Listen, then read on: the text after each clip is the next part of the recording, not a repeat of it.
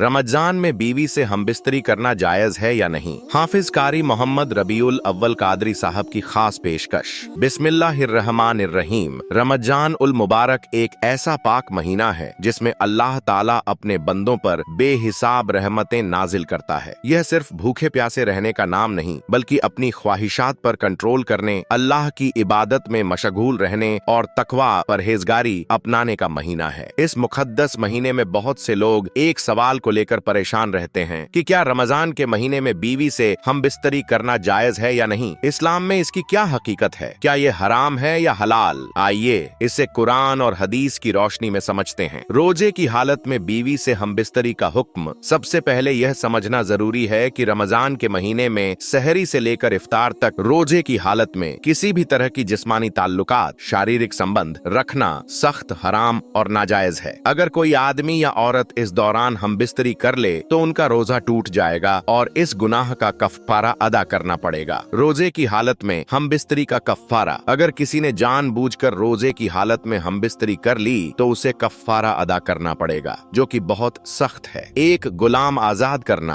अगर यह मुमकिन हो। अगर गुलाम आजाद करने की ताकत न हो तो 2 महीने लगातार रोजे रखना। अगर लगातार रोजे रखना भी मुमकिन न हो तो 60 मिस्कीनों को खाना खिलाना। रसूलुल्लाह सल्लल्लाहु अलैहि वसल्लम के पास एक सहाबी आए और कहने लगे, या रसूल अल्लाह, मुझसे बहुत बड़ा गुनाह हो गया। मैंने रोजे की हालत में अपनी बीवी से हमबिस्तरी कर ली। तो आप सल्लल्लाहु अलैहि वसल्लम ने पहले उनसे पूछा कि क्या तुम गुलाम आजाद कर सकते हो। उन्होंने कहा नहीं। फिर आपने पूछा क्या तुम लगातार 2 महीने रोजे रख सकते हो। उन्होंने कहा नहीं। फिर आप सल्लल्लाहु अलैहि वसल्लम ने पूछा क्या तुम 60 मिस्कीनों को खाना खिला सकते हो। उन्होंने कहा नहीं। तो आप सल्लल्लाहु अलैहि वसल्लम ने उनकी मदद की और उन्हें गरीबों को खिलाने के लिए कुछ खाने की चीजें दी। सहीह बुखारी और सहीह मुस्लिम। रमजान की रातों में बीवी से हमबिस्तरी का हुक्म। अब सवाल यह उठता है कि रमजान की रातों में इफ्तार के बाद से सहरी से पहले तक बीवी से हमबिस्तरी करना कैसा है। इसका जवाब कुरान ए पाक में अल्लाह ताला ने साफ तौर पर दिया है। रमजान की रातों में अपनी बीवियों के साथ हमबिस्तरी करना तुम्हारे लिए हलाल कर दिया गया है। वे तुम्हारे लिए लिबास हैं और तुम उनके लिए लिबास हो। सूरतुल बकरा। इस आयत से यह बात बिल्कुल साफ हो जाती है कि रमजान की रातों में बीवी से हमबिस्तरी करना पूरी तरह जायज और हलाल है। इस्लाम ने इस पर कोई पाबंदी नहीं लगाई है बल्कि इसे इंसानी फितरत के मुताबिक रखा है ताकि इंसान अपनी ख्वाहिश को हलाल तरीके से पूरी कर सके और हराम से बच सके। हमबिस्तरी के बाद गुस्ल और पाकी का एहतिमाम। अगर कोई इंसान रमजान की रात में बीवी से हमबिस्तरी करे तो उसके लिए गुस्ल करके पाक साफ रहना जरूरी है। इससे पहले कि फज्र की नमाज का वक़्त हो जाए उसे गुस्ल कर लेना चाहिए ताकि वह नमाज पढ़ सके और पाकी के साथ दिन का आगाज कर सके। लेकिन अगर किसी ने सहरी से पहले गुस्ल नहीं किया